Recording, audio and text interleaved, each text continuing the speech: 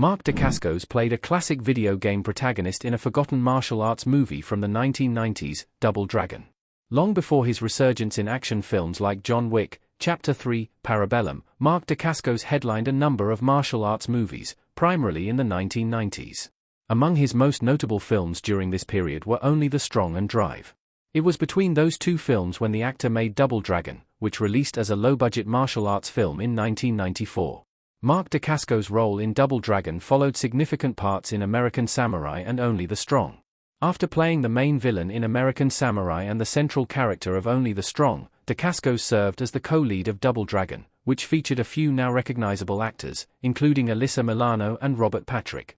Double Dragon wasn't anywhere near a hit, nor is it remembered as one of the best 1990s martial arts movies, but it did offer an interesting take on a video game series that was relevant at the time, and one that's still worth watching today.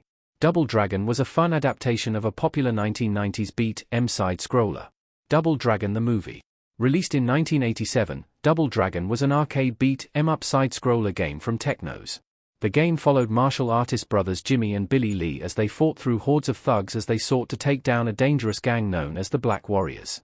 Afterward, Double Dragon grew into a franchise with multiple video game releases on consoles like the NES and SNES.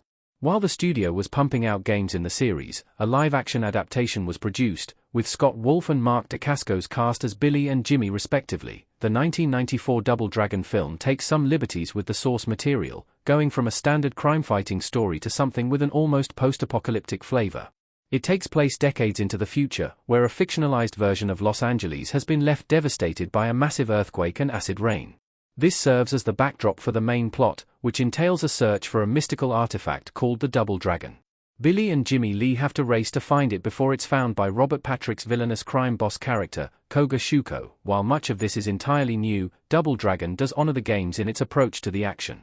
To stop Koga Shuko, Billy and Jimmy have to fight through legions of gangsters, utilizing their expertise in martial arts to prevail. Double Dragon was a fun but extremely campy martial arts movie. Double Dragon isn't nearly as bad as its 12% on Rotten Tomatoes may suggest. There's plenty to enjoy from this premise and its execution, but there should be no expectation for Double Dragon to offer anything on a serious or dramatic level. That was never necessary anyway, considering that Double Dragon is a beat 'em side-scroller video game franchise with an extremely limited emphasis on story.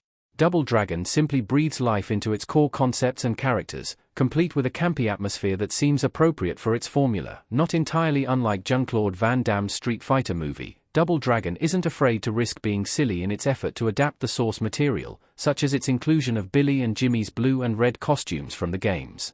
The movie is over the top in both its action and humor, but this, combined with its fast pace, makes it a worthwhile viewing experience.